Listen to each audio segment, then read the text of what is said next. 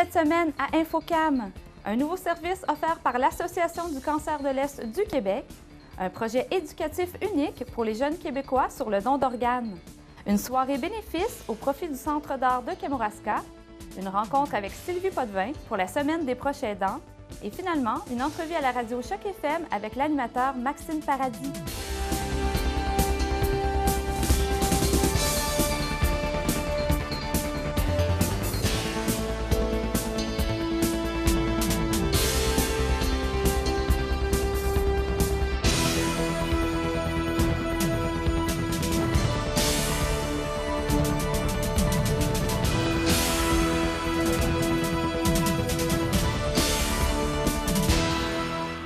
Bienvenue à votre bulletin local et régional Infocam.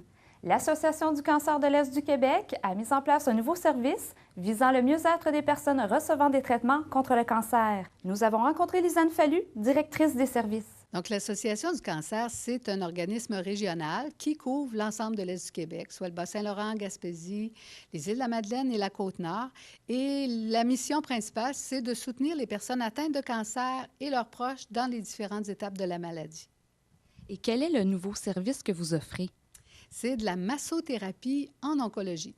Qu'est-ce que ça veut dire exactement? C'est qu'on a développé un service avec des massothérapeutes qui sont d'abord accrédités avec une formation de base, mais ensuite certifiés pour œuvrer auprès des personnes en traitement de cancer. Et ça, ces personnes-là, on les engage et on fait un partenariat avec des centres de santé comme à la Pocatière. On offre le service depuis juillet dernier et c'est 3 heures par semaine de massage à des gens pendant leur traitement de chimio. Donc, ils sont dans leur fauteuil de traitement et le massothérapeute offre à la personne un léger massage. C'est sûr que ce n'est pas un massage d'1 heure, c'est environ 15 minutes. Et c'est des massages sur les mains, sur les jambes, ça peut être le cou, la tête. Donc, vraiment des massages adaptés à leurs conditions, à la nature des traitements qu'ils ont, à la nature de leur maladie, adaptés aux contre-indications. Donc, c'est des massothérapeutes qui ont vraiment une formation pour donner le bon massage à cette personne-là selon ses conditions à elle. Et qui donne les formations aux massothérapeutes, justement? C'est vraiment, pour nous, c'est la Fédération québécoise des massothérapeutes. Donc, c'est vraiment une formation de 300 heures supplémentaires à la formation de base d'un massothérapeute. Et est-ce que c'est un service gratuit pour les patients? Oui, c'est gratuit et c'est, je dirais, volontaire. Les gens qui ne veulent pas se faire toucher, ils ne sont pas obligés d'accepter un massage. Donc, c'est vraiment les personnes qui le désirent. En général, c'est la personne en traitement, mais le massothérapeute est là pour une période de 3 heures. Si jamais, bon, les personnes en traitement, il n'y en a pas suffisamment pour couvrir le 3 heures, ça peut être l'accompagnateur qui vit du stress, qui vit aussi, bon, de l'anxiété. Donc, ça peut lui faire du bien aussi. Donc, les bienfaits, bien, c'est ça, c'est diminuer l'anxiété, c'est favoriser la circulation sanguine, c'est, favoriser la détente aussi. Donc, il y a plein de bienfaits. C'est bon pour les gens. Et où ce service est-il donné? Il est donné à la clinique de chimiothérapie de l'hôpital de la Pocatière. On a aussi dans 6 autres centres de santé dans l'Est du Québec, mais dans votre région, c'est à l'hôpital de la Pocatière, sur les lieux de traitement. Et c'est vraiment fait en collaboration avec les infirmières qui sont là. Donc, elles savent, telle personne, non, ses plaquettes sont trop basses, ou, tu sais, il y a vraiment des trucs médicaux. Et les massothérapeutes en tiennent compte. Est-ce que vous voyez des changements positifs sur les patients? Bien, les commentaires qu'on a des patients, c'est que ça leur fait du bien, ça les détend. C'est vraiment pour eux là, un beau service qui collabore à leur mieux-être. Quel autre service que vous offrez aussi? Bien, pour les gens du Kamouraska, on a bien sûr le service d'entraide et d'accompagnement personnage. Donc, ça, c'est un service offert par des bénévoles, mais qui est offert en collaboration avec la Fondation Soins palliatifs André Côté. Donc, c'est vraiment des visites de bénévoles à domicile. C'est pour aider les gens, je dirais, à mieux traverser les différentes étapes de la maladie, mais par le biais de l'écoute, d'une présence, de souvent donner du répit aux familles aussi. Donc, c'est vraiment un beau service qu'on offre depuis 2001 dans la région, mais depuis 2010 2009 avec la Fondation André Côté.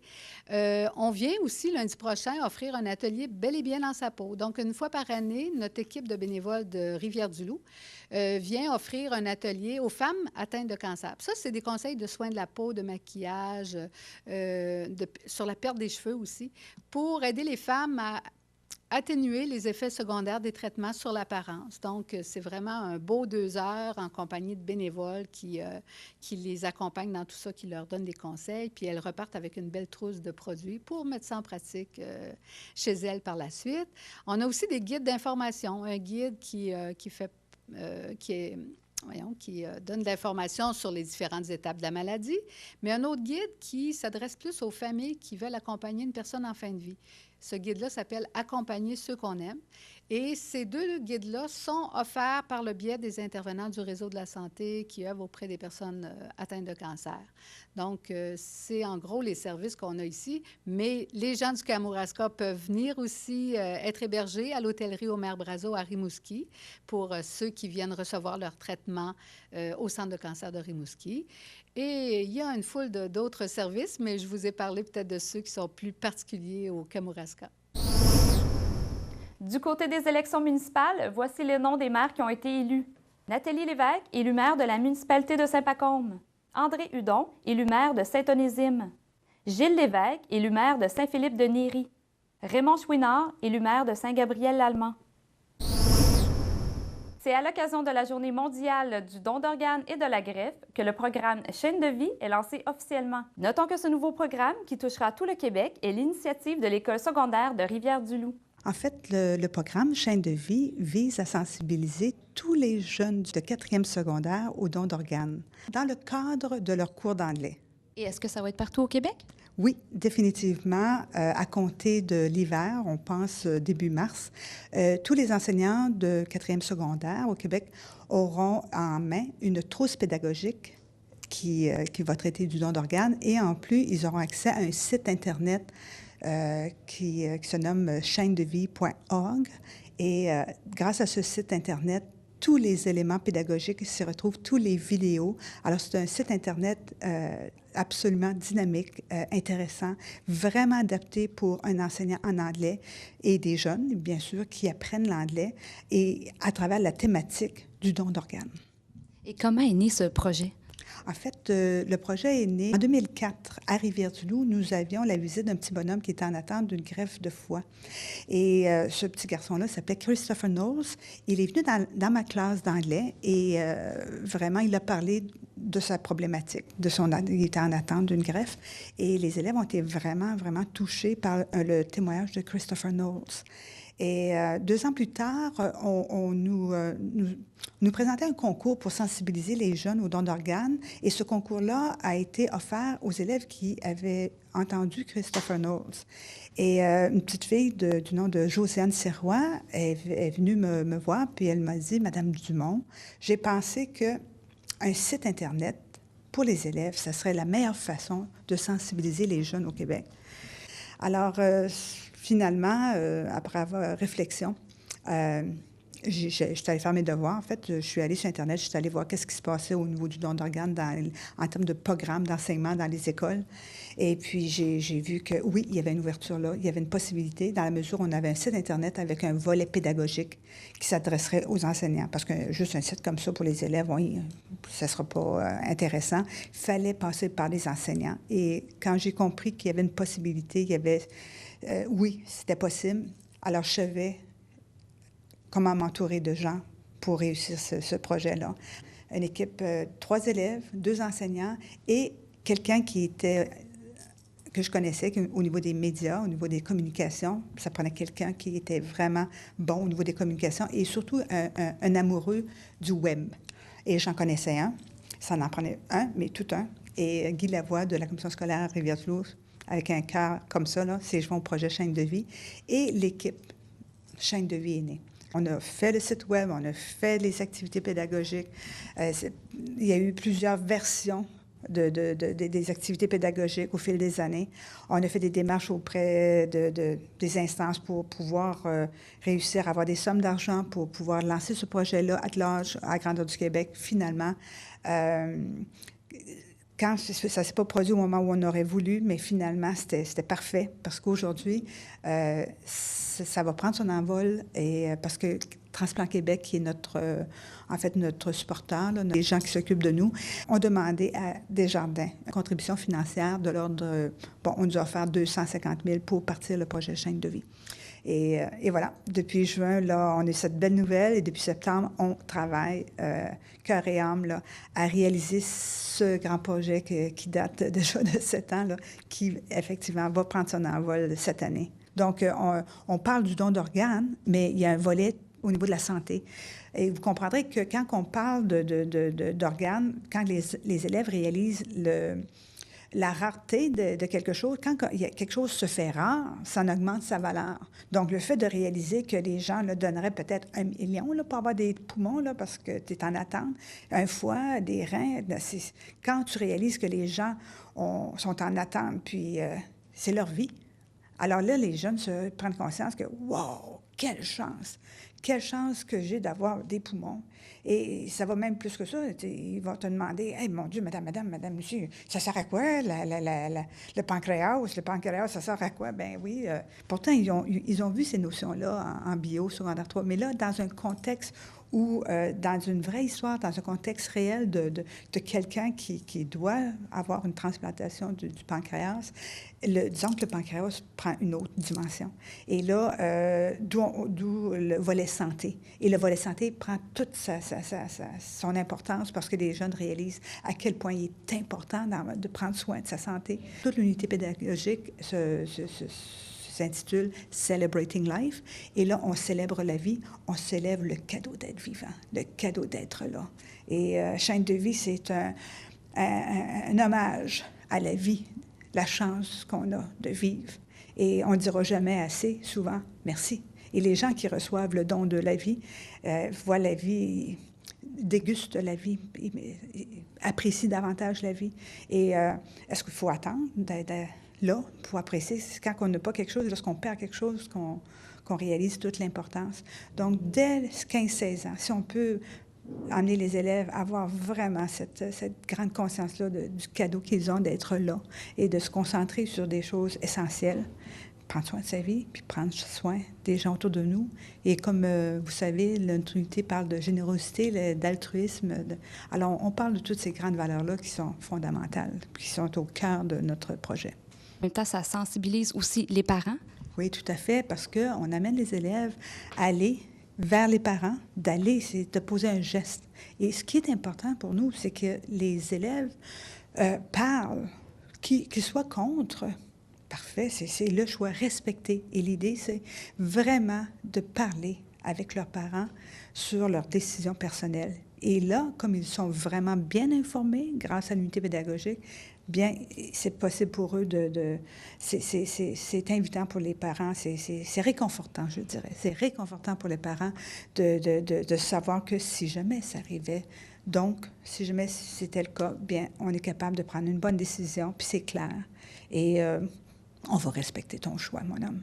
Et sur le site Internet, ce qu'on désire aussi, c'est de faire une grande chaîne humaine au Québec et ailleurs au monde aussi, parce que je suis convaincue que le projet Chaîne de vie va aller à l'extérieur du Québec et un peu partout. Donc, que sur cette chaîne-là, bien, se greffent tous les gens qui nous disent oui. On fait partie de la chaîne. Oui, on a parlé. Oui, on respecte les gens qu'on aime beaucoup parce qu'on sait quand la décision va devoir être prise, ça va être facile pour eux. Donc, voilà, la grande aventure de Chaîne de vie, c'est cette grande aventure de l'amour de la vie. Le 9 novembre prochain, le Centre d'art de Kamouraska organise une soirée bénéfice dans le cadre de sa toute première campagne de financement. Nous avons rencontré Ève Simard qui vous invite à cette soirée. Tout d'abord, Madame Simard, qu'est-ce qu'on retrouve comme activité ici? Bien, en fait, le Centre d'art de Kamouraska se spécialise au niveau de la diffusion des arts visuels et des métiers d'art. Donc, on présente des expositions temporaires, on a des événements ponctuels aussi comme la rencontre photographique du Kamouraska, Matière et mémoire qui sont des événements annuels ou bisannuels dans le cas de Matière et mémoire. On a des conférences, des ateliers, activités de médiation culturelle, des ateliers qui sont offerts aussi dans les CPE, dans les écoles. Donc, assez une brochette d'activités assez variées. Et parlez-nous de la soirée bénéfice qui s'en vient bientôt. Oui, en fait, ça aura lieu le samedi 9 novembre. C'est une soirée bénéfice qui se fait en 2 temps. C'est-à-dire que dans un premier temps, on a notre cocktail bénéfice qui débute à 17 h, puis il y a une vente aux enchères ensuite à 19 h. Les gens peuvent assister aux 2 événements ou peuvent venir uniquement au cocktail bénéfice ou, même chose, peuvent venir uniquement à la vente aux enchères.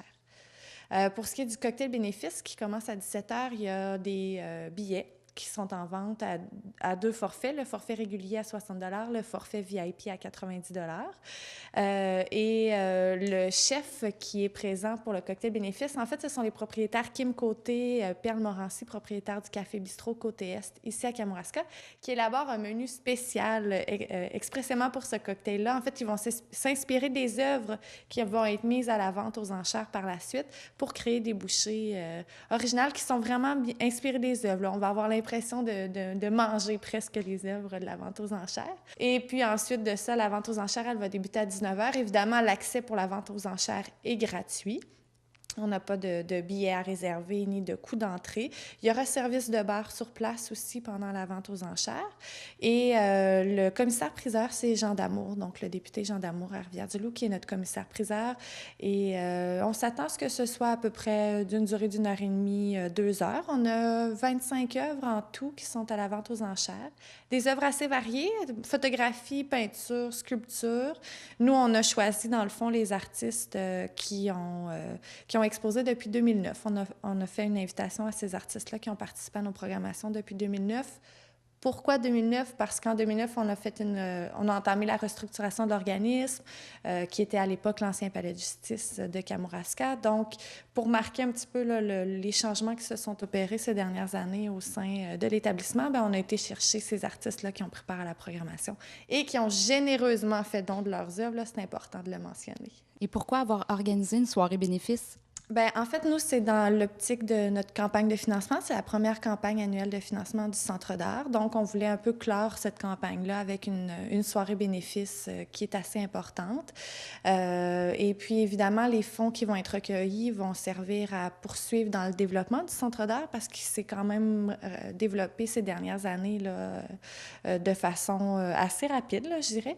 Puis, donc, on veut consolider nos activités, consolider les acquis qu'on a aussi, investir dans la programmation. On a envie d'aider les artistes à leur verser des cachets qui ont du sens puis les aider à vivre de leur art. Si on veut avoir plus d'informations ou réserver des billets, est-ce que vous avez un téléphone, une adresse courriel? Oui, en fait, on peut même carrément, toute l'information est sur notre site web. C'est pas compliqué, en www.kamouraska.org. Le catalogue électronique de la vente aux enchères peut être téléchargé sur le site Internet. Donc, c'est possible de voir les œuvres qui seront mises à la vente aux enchères. On peut aussi réserver des billets 492-9458 ou au info@commercial-kamouraska.org. C'est dans le cadre de la Semaine des proches aidants que nous avons rencontré Sylvie Potvin, agente de développement du comité proches aidants Kamouraska, afin de nous sensibiliser au rôle primordial qu'ils ont face à leurs proches en perte d'autonomie. Le comité proches aidants Kamouraska, c'est des représentants d'organismes qui travaillent déjà auprès des aînés en perte d'autonomie, qui se sont regroupés justement pour faire des demandes de financement. Alors, ils se sont regroupés justement pour être capables d'aller chercher des sous au niveau de l'appui Bas-Saint-Laurent, qui, eux, sont un organisme qui touche davantage les proches aidants au niveau du Québec.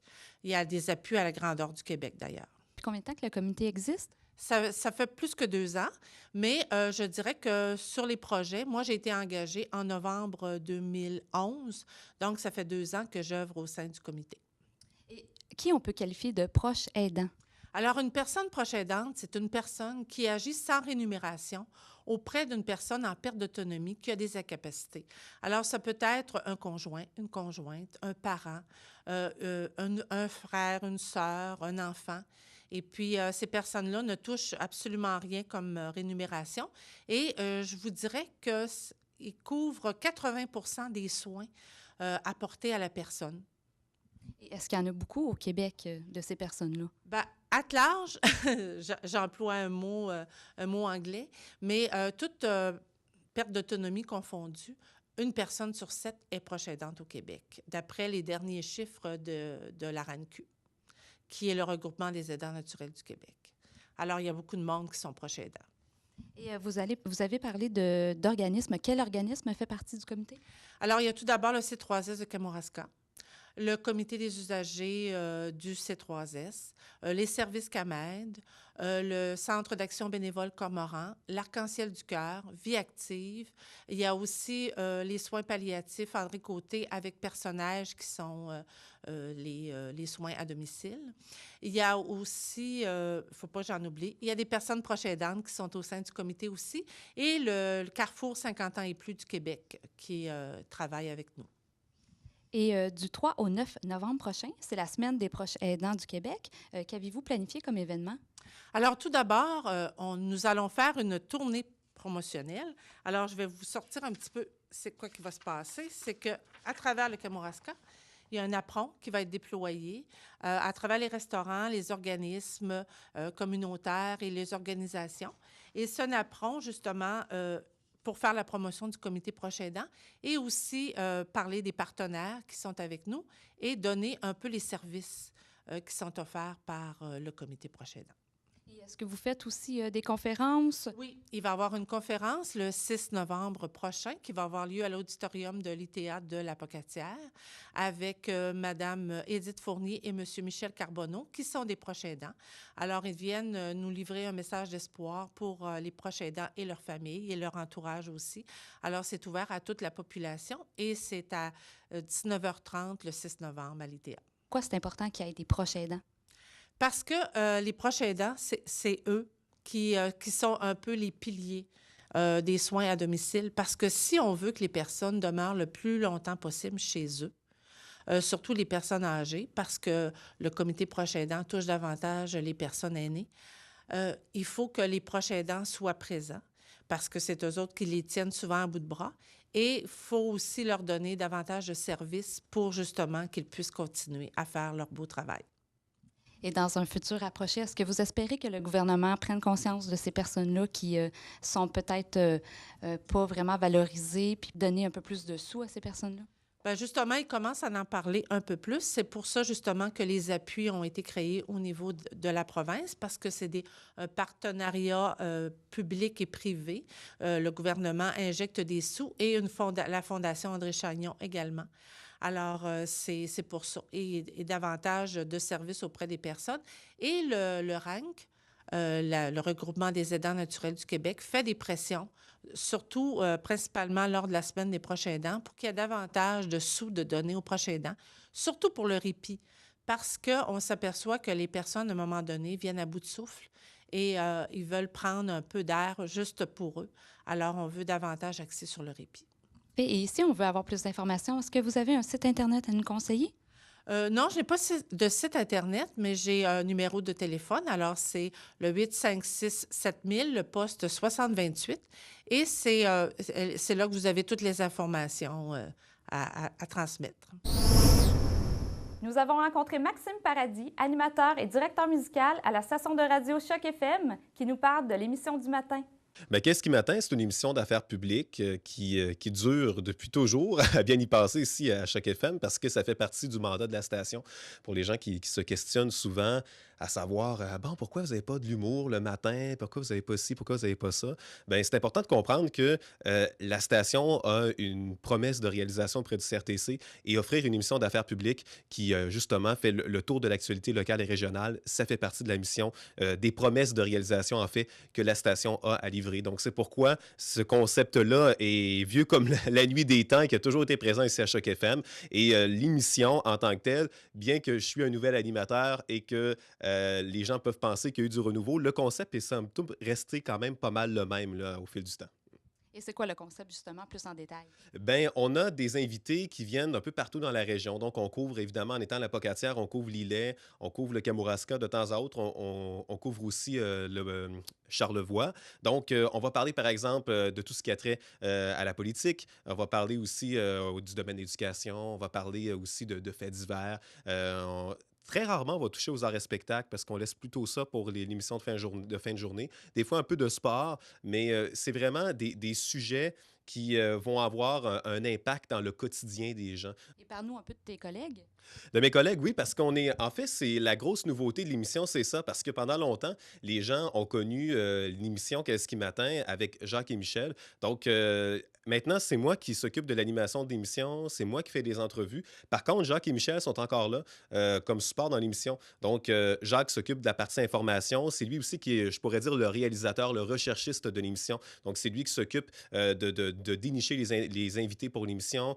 C'est lui aussi qui fait les premiers contacts avec eux. C'est lui qui fait la recherche, qui m'amène les informations pour me donner l'orientation aussi pour les questions à poser durant l'entrevue. Alors que Michel, lui, s'occupe un peu de la première partie de l'émission parce que l'émission dure 3 heures, donc entre 6 heures et 9 heures. Moi, j'arrive entre 7 heures et 9 heures pour vraiment la partie à entrevue. Mais entre 6 et 7, c'est Michel Harvey qui s'en occupe. Donc, c'est une partie qui, je dirais, est plus générale en termes d'information. On revient sur les grandes lignes de l'actualité de la journée précédente à l'échelle nationale. On en profite pour parler nouvelles locales et régionales, le sport aussi. Et dès que j'entre à 7 heures jusqu'à 9 heures, Michel revient pour nous faire un bulletin de sport national. Donc, on fait toujours ça sous le signe de l'humour. Là. Les gens connaissent Michel, c'est toujours avec ses jeux de mots légendaires. Alors, c'est comme ça que c'est dans cette optique-là que c'est amené, l'émission. Et quel auditoire vous ciblez? Bien, les gens d'action, hein, vraiment. Tantôt, j'ai pas mal restreint ça en disant 25-45 ans, mais en fait, je pense qu'on devrait dire plutôt les 18 à 55-65. La clientèle qui est sur le marché du travail. Quand on se préoccupe de politique, généralement, c'est parce qu'on paye des impôts, on a le droit de vote. Aussi, quand on parle d'éducation, c'est parce que soit on travaille dans le domaine scolaire ou soit parce qu'on est étudiant. Puis dans le cas ici, à la Pocatière, dans la région, on sait que justement, le niveau collégial, c'est quelque chose qui est quand même assez fort. Donc, c'est pourquoi je dirais que c'est vraiment 18 à 65 ans et même plus, là, parce qu'on essaie de rejoindre les préoccupations de tout le monde, de tous les groupes d'âge dans la région. Il n'y a qu'une seule station de radio. Là. On ne peut pas dire qu'on se spécialise vraiment juste pour un public bien précis. Il faut essayer de rejoindre tout le monde le plus possible et essayer d'aller vers les questions et les préoccupations là, que ces gens-là ont. C'est ainsi que se termine votre bulletin local et régional InfoCam. Merci d'avoir été avec nous et on se donne rendez-vous la semaine prochaine.